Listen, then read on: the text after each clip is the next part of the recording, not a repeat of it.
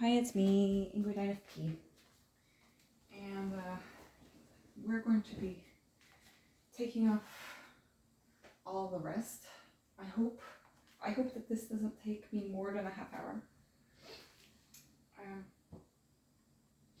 So let's get going.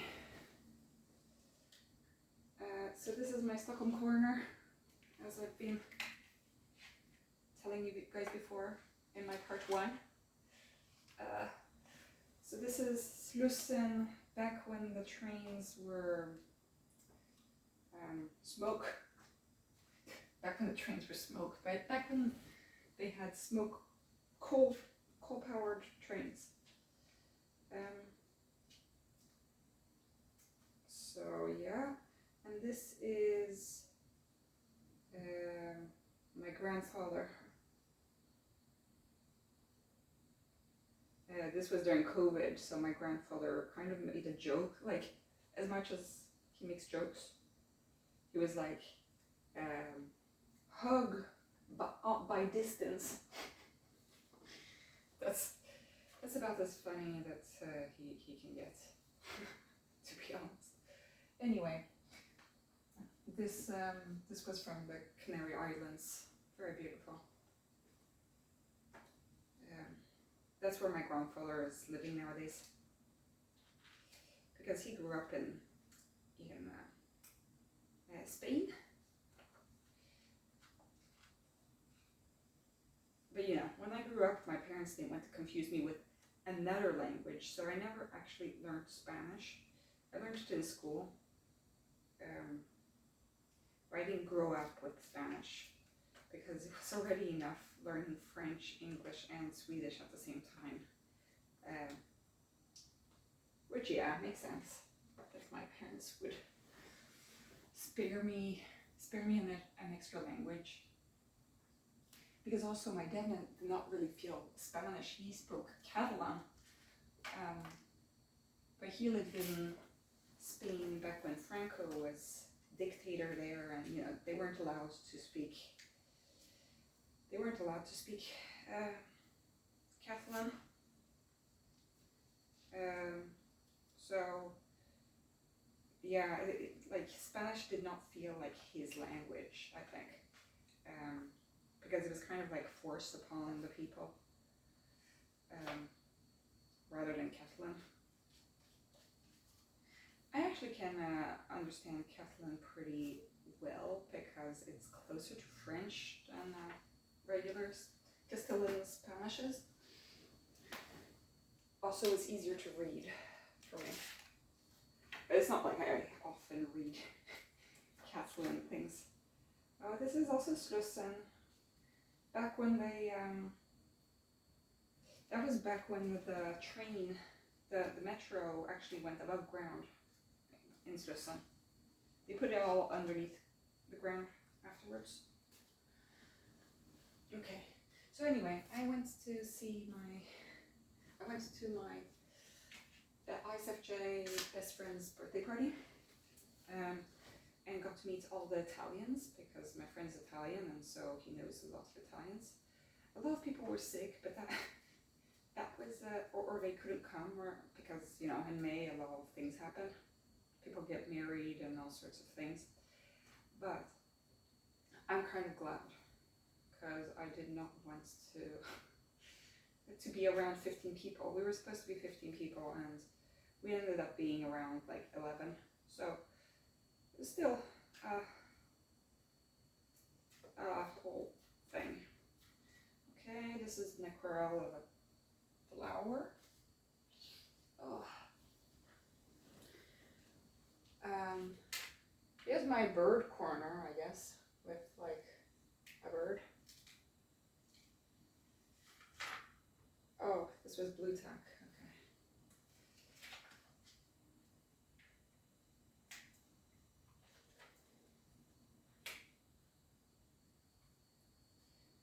So anyway, I had a great time there. It was kind of a lot of sound, a lot of people talking extremely loudly. And also one of the people there had a microphone for his birthday, he had gotten this person. He'd gotten a microphone, like a karaoke microphone, and that was kind of, the microphone could make like sound effects and such, and it hurt my ears. Then we played Cards Against Humanity, which was, I actually did quite well. I usually am terrible at like games of any kind, but Cards Against Humanity, because you're kind of anonymous while you're playing the game, also because I know my best friend's humor quite well, I could kind of hack it when it was his turn to choose the question. I knew what kinds of things he liked, so whenever I got a point, it was actually because it was his question. Because he would laugh at things that other people found kind of boring. But yeah, the game is quite crude and vulgar, and sometimes just like downright makes no sense because of how inappropriate it is. But it's kind of the point of the game. I prefer the jokes that are, less coupled to like, X-rated stuff. I just like the absurd combinations that you can come up with in the game. So I was laughing quite a lot. And then we also ate a lot of good food. And we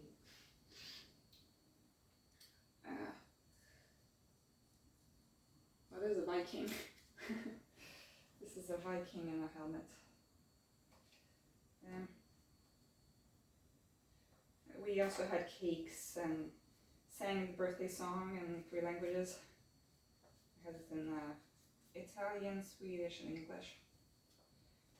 And yeah, we had like a game show kind of thing where, I don't know, apparently it's a big thing on Italian TV, but it was a thing on French TV too, where like people have a Deal or No Deal, apparently. Then it's like where people have like these boxes and you're supposed to choose a box, and then like you might lose the best,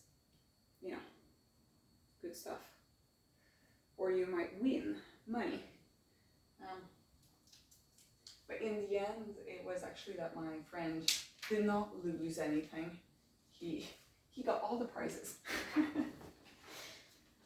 So my poor friend was like, oh no, you didn't have to. He was so embarrassed because he had gotten all the prizes. The Italians are really great. When I say the Italians, it's basically this group of people that actually one of them rented my apartment from me while I was away from Stockholm. So it's not like I've been very close to them, but I have seen them throughout the years. But it had been a long, long time since I last saw them.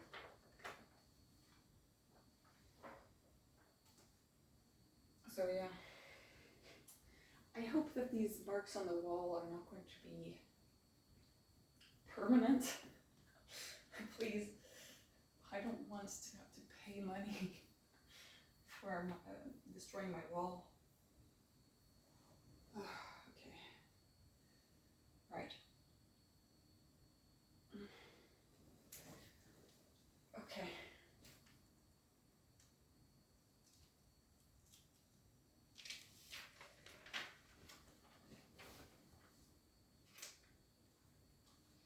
But yeah, I'm pretty tired after that. I actually had to rush to the last train of the day.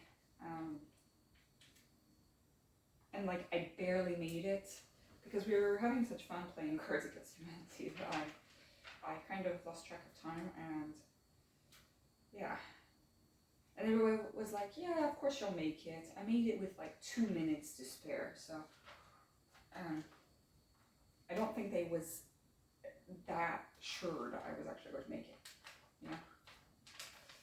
I was like, I need to make it. I need to make it to the train.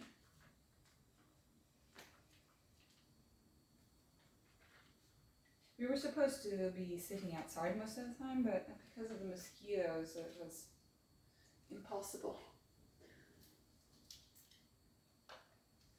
Anyway, I just watched there. I like it when there's several videos coming out of the INFP community at once, and that they're about completely different things. But Bufo came out with a video about pockets. I relate.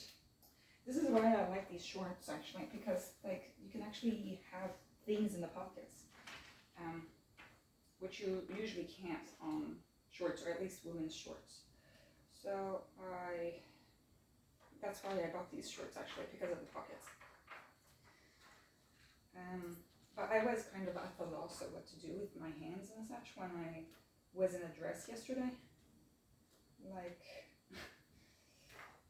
that's the reason that they don't give you pockets is because they want you to buy purses, but also because they want you to think that it's normal to not have pockets. They don't want to waste extra fabric on pockets. So yeah. This was nice and basically minimalistic, but on the back, that's gross. It's like meat slabs. So I'm glad that I chose this side. Okay.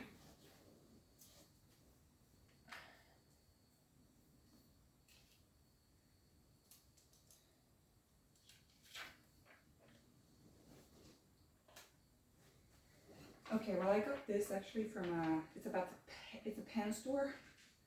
There was a whole magazine that was given out for free at the second-hand boutique about pens, just fountain pens, tons of fountain pens. A whole magazine just about fountain pens. So this one looked kind of mysterious, which I like.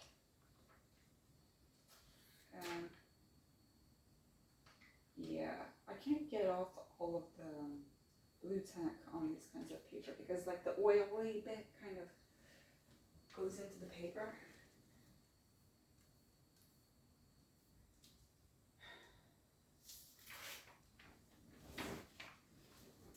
So that was about, I like when Bufo makes kind of fun videos.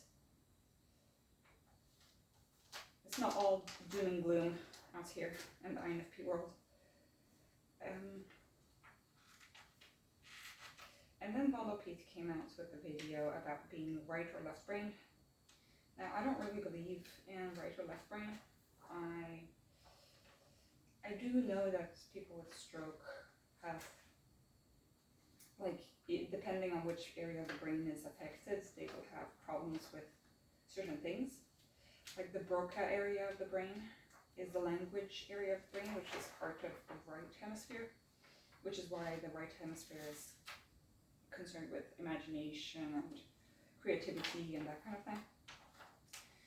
But otherwise, I think that we are pretty balanced in our use of both hemispheres. I like this one because it looks like there's, like, you're in a hospital kind of environment, like really sterile, and then there's a tree growing behind it.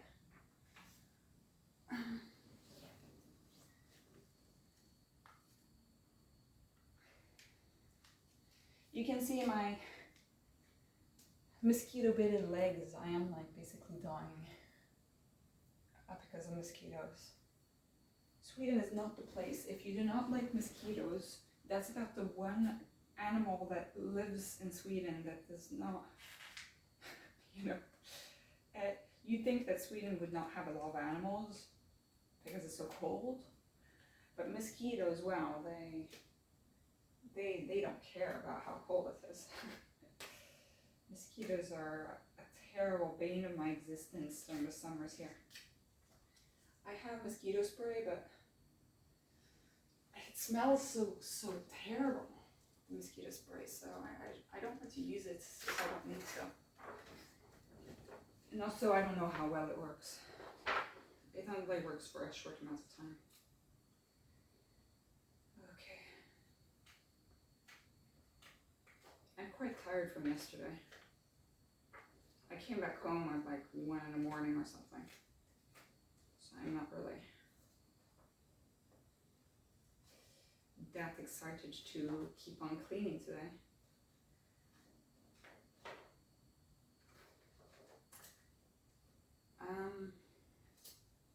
Yeah, so about right or left brain, I don't know if I subscribe to it. I am right-handed, which I don't know if it's a minority in the INFP world. Because, you know, you'd think that if you're an INFP, you'd be creative, you'd be right-brained, and therefore be left-handed. But I don't know. Apparently when I was small, I was ambidextrous. Like I would use both of my hands, and then I decided to use the right hand, which is quite indicative of my life. Basically, me learning that the right way to go is to use your right hand because everybody else does.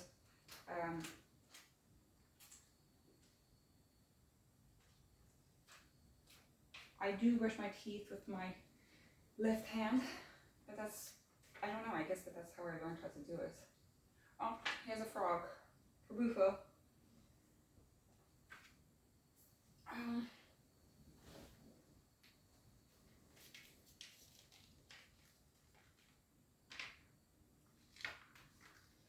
Oh no. I think that I've ruined some of these.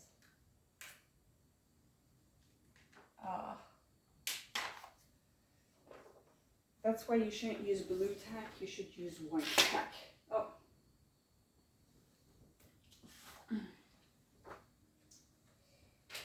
Okay. This one looked like a little Moomin house or like a Studio Ghibli house. I don't know where it is, but it was cute.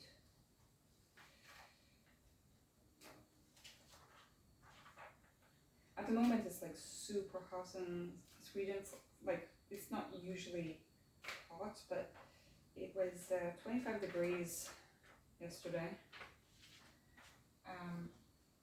And like the buildings here are not built for this, so it is kind of, I mean it's only like 9 a.m. or something,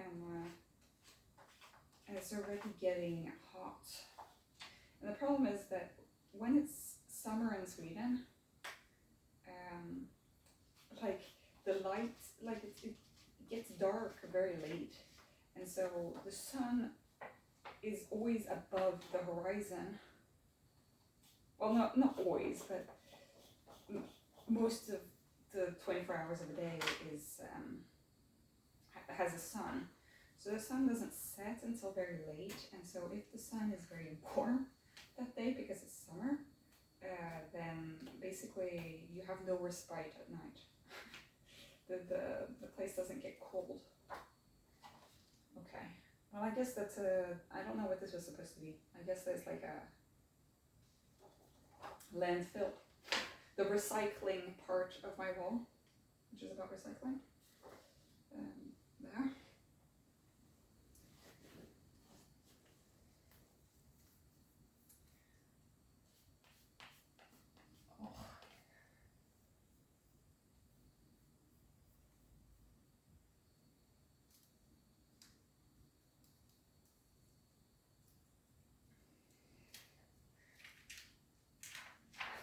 But I don't know. I like that envelope. It makes me laugh.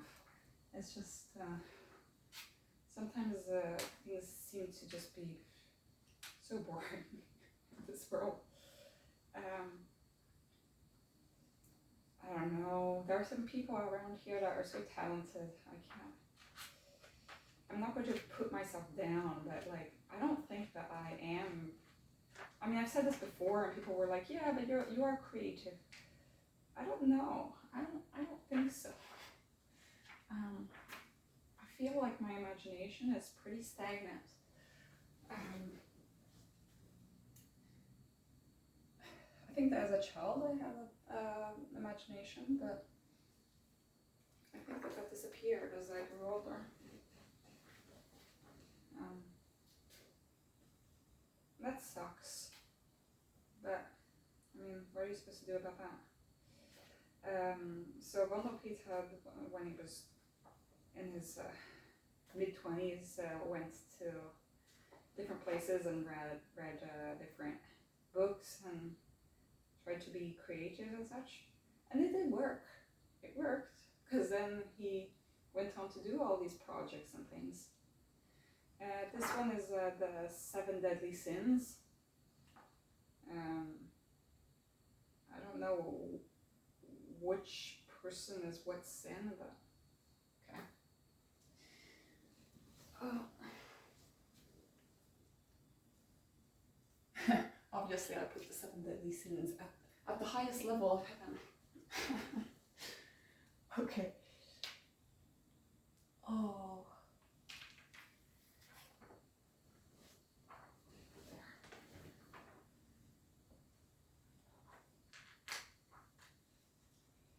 So, as a when we're talking about right or left brain, oh, sorry, I'm about to sneeze, but I'm not sneezing. Oh, okay. Right. So, about right or left brain, I don't really believe in it, but I do believe that we should strive to be more creative, rather than just be the best at crunching numbers, because AI is going to take that from us. The only thing is that we're valuing creativity and such less and less, it feels, with time. This is supposed to be like a creative workspace. I like those little round ball seats that you can like swirl around. That's the kind of thing that if I were to design my home without any budget restrictions, I would have like all these things that a kid would want. You know, like I would want a spinny chair. It's like an egg, and I would want like a hammock, or some kind of like chair that's suspended from the ceiling, or like a rocking chair, or you know, fun things. Maybe I would have like a slide that would go from the top floor to the bottom floor, and like a secret passageway between like behind the bookshelf, you know, like Anne Frank had the secret passageway behind the bookshelf. Obviously her situation was not ideal. I don't know why I mentioned Anne Frank. I'm just trying to explain what I mean by a swinging bookcase. But yeah, so that's what the kind of things I would want in my ideal home.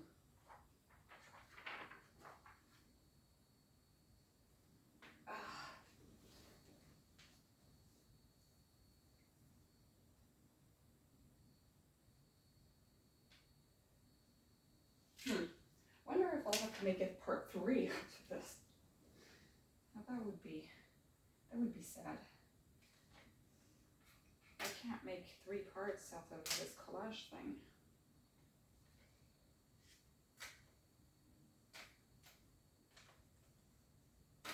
But oh well, maybe that's what we'll have to do, because I still have a whole third of the wall to make.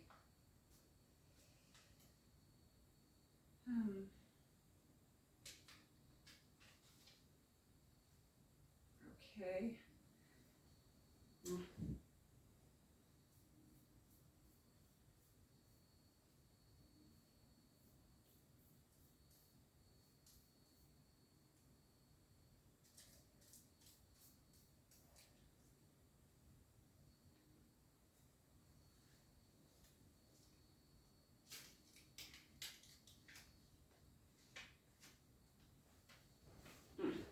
here's another one about the pens, from the pen magazine. Yeah, back when I was growing up, we were using fountain pens. They were supposed to be good for our hand coordination, and it was a tradition that we were supposed to learn to use fountain pens. So I mean, imagine me age 6 with fountain pen.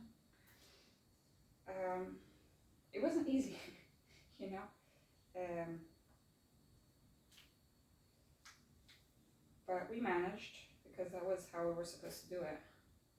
But you know, sometimes it's kind of like we learn things that are completely unnecessary. Like ballpoint pens did exist. They did exist when I was a young kid in the early 2000s.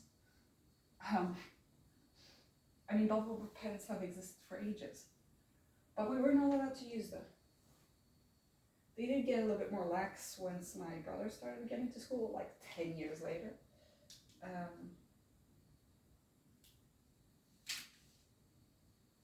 But there was some kind of like weird middle period where like he would do, like we didn't even have Wi-Fi at my school. But my brother had, no, okay, well, that was that.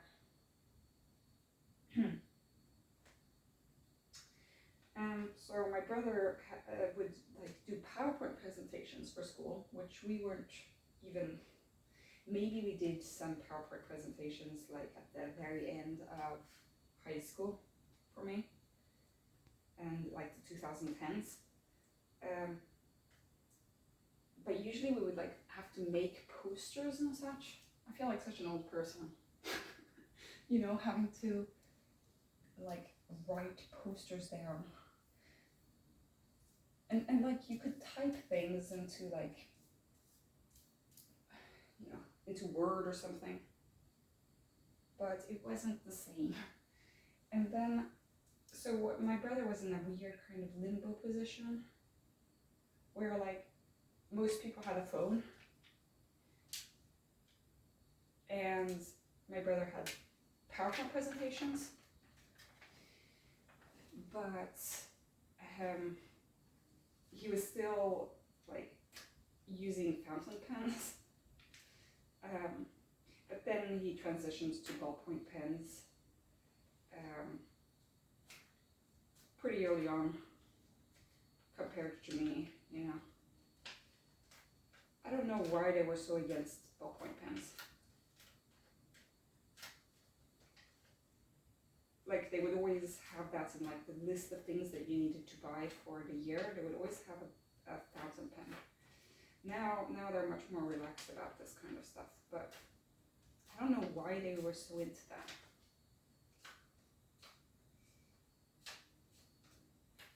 I don't know, maybe it is better for the environment because the cartridges are smaller than actual pens. So if you have to replace it, then, but I don't think that is actually good for the environment. Because ballpoint pens last much longer than an ink cartridge for a fountain pen. When I was in school, the girls would cut up their used ink cartridges, and they would collect the beads, like the little bead that, like when you put the cartridge into the fountain pen, the little bead would go into it. And so they would collect the beads, like, you know, the sort of things that you would have to invent to just have some fun in your sad little school kid life. Amazing.